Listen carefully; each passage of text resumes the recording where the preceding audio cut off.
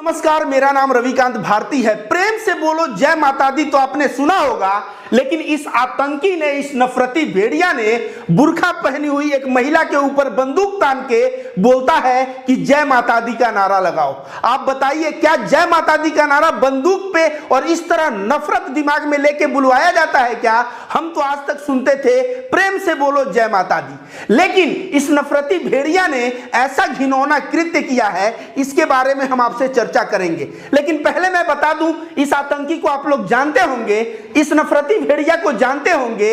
यह वही नफरती भेड़िया है जिसने ट्रेन में 4 मासूम लोगों को मौत के घाट उतार दिया। पहले तो अपने सीनियर टीकाराम मीणा को मारा, जो एक आदिवासी हैं और इसके सीनियर थे, उनको गोली मारा। और उसके बाद यह मुसलमानों को दाढ़ी से पहचान पहचान के 3 मुसलमानों को गोली मार दिया। अब आप ही बताइए, क्या मुसलमान होना गुनाह है? क्या दाढ़ी रखना गुनाह है?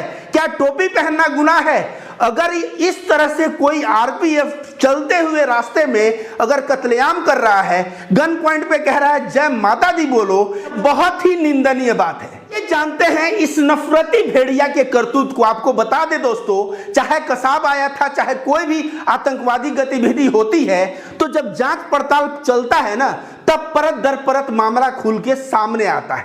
तो अभी तो हम लोग इतना ही देखे थे कि ये बोल रहा है कि इंडिया में रहना है तो योगी मोदी को वोट देना है, नीचे एक मुसलमान गोली लगा हुआ पड़ा हुआ था, ये सब हम सुने हैं। लेकिन इसके आगे जो जो खुलासे हुए हैं वो सही में चौंका देने वाले हैं। किस तरह से इसके दिमाग में नफरत है वह दर्शा रहे हैं। देखिए, इंडियन एक्सप्रेस में क्या लिखा है, जयपुर मुंबई रेल हत्याकांड, आरपीएफ कांस्टेबल फोर्स किया औरत को, बुर्खा पहनी हुई औरत को फोर्स किया कि जय माता दी बोलो, वो भी गन पॉइंट पे। यह जो है पता चला है, प्रो मतलब होता है जांच में।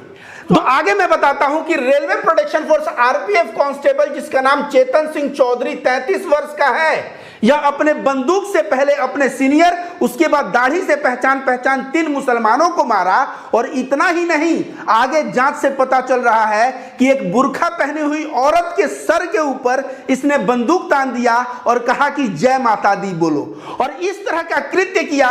यह कैसे पता चला है? इन्वेस्टिगेशन में पता चला है। और आगे देखिए, यहां पे क्या लिख रहा है कि सीसीटीवी जो फुटेज आया है ना, उसमें भी यह बात दिख रहा है। और वह महिला जिसके सर के ऊपर बंदूक रख के जय माता दी बुलवाने का प्रयास किया गया, उसको की विटनेस बना लिया गया है, मतलब मुख्य साक्ष्य के तौर पे उस महिला को रखा गया है। दोस्तों, आप ही लोग बताइए, नफरत की यह परिभाषा क्या आपने पहले कभी देखा था?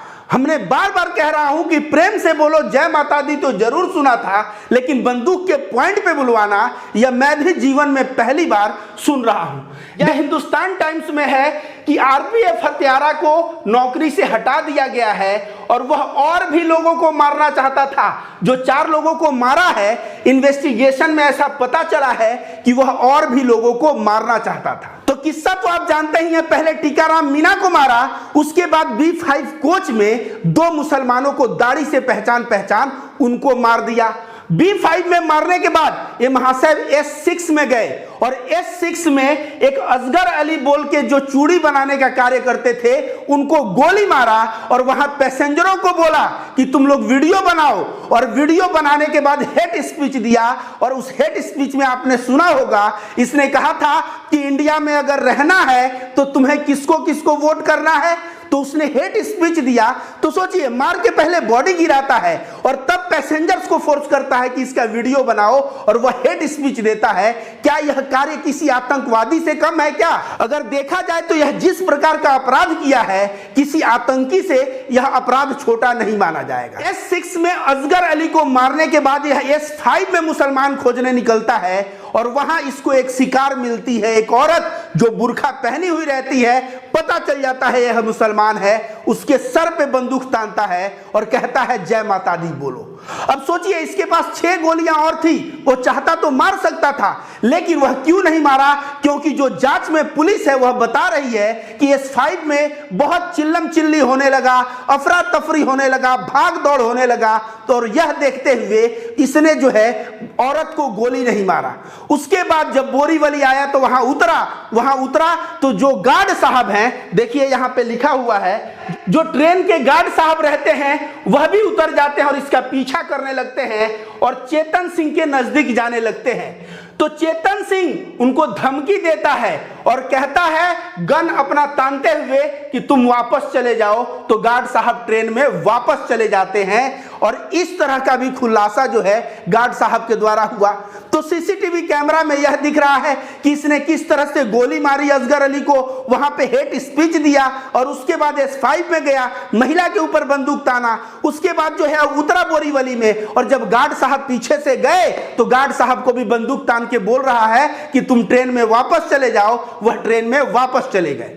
और देखिए ट्रेन की हॉरर स्थिति, जब कोई भी आतंकवादी घटना होता है तो कैसे अफरा तफरी भाग दौड़ मच जाता है। जब ट्रेन में लोगों को गोली मारी जा रही थी तो जरा सोचिए जो लोग वहां उपस्थित थे उनका क्या कंडीशन होगा। उसके बाद क्या घटना सुनिए, जब भी कोई आतंकवादी हमला होता है किस तरह कसाब आया था तो मुंबई में भाग दौड़ चिल्लम चिल्ली, सब लोग डर का एक माहौल बन गया था। वैसे ट्रेन में जब यह नफरती भेड़िया गोली चला रहा था तो वहां भी भय का माहौल बन गया था। जरा देखिए यह क्या लिख रहा है, बाथरूम में एक पैसेंजर जो है वह जाके छिप गया और जब जाके छिपा थोड़े देर बाद हिम्मत करके वह निकला और निकल के देखा तो टीकाराम मीना का लाश पड़ा हुआ था। फिर वह अंदर घुस गया भाग के, अपने मम्मी को फोन किया तो उसकी माँ बोल रही है कि बेटा रुको मैं चाचा को बोलती हूँ, चाचा से बात करो। फिर चाचा को फोन किया, चाचा बोले कि बेटा तुम उसी के अंदर रहो। भाई साहब बाथरूम में 1.5 घंटा बंद रहे और 1.5 घंटा बाद जब बोरीवली में ट्रेन रुका और ये उतर गया ये आतंकी, उसके बाद वह बाहर आए। और इसके अलावा भी ट्रेन का माहौल बहुत ही ज्यादा शोरगुल, एक डर का माहौल ऐसा बन गया था। आप ही सोचिए किस तरह का कारनामा यह व्यक्ति ने किया है। और इस तरह से कोई कह रहा है कि मैं बाथरूम से सुना गोली का आवाज और तब आवाज आया हे राम मैंने मार दिया। उसके बाद जो है कोई बाथरूम में छुपा है, कोई कहीं छुपा है, सीसीटीवी कैमरा। तो जो पुलिस जो है ना जांच पड़ताल कर रही है, ये ऐसा नहीं है कि केवल कान की बात सुन रही है, बल्कि ट्रेन में लगे सीसीटीवी कैमरा को खंगाल के और उससे मैच कर रही है कि सही में यह घटना हुआ था कि नहीं। और यह घटना सही में पा रही है कि ऐसे ही हुआ था। वैसे भाई साहब अभी जेल में है और पता नहीं यह कितने दिन जेल में रहेंगे, लेकिन आपको बता दें यह नफरत मुसलमानों के प्रति जो इसके दिल में था वह कोई नई बात नहीं थी। इसके पहले भी एक बार यह मुसलमान के साथ हाथापाई किया था, आरपीएफ बनने के बाद की बात है। पहले भी यह हाथापाई किया है मुसलमानों से। तो मुसलमानों के प्रति जो नफरत इनके दिमाग में है वही कहीं ना कहीं इसको जो है नफरती भेड़िया बना दिया और इस तरह से आतंकी कार्य करने पे मजबूर कर दिया। और इसके लिए जिम्मेदार कौन है?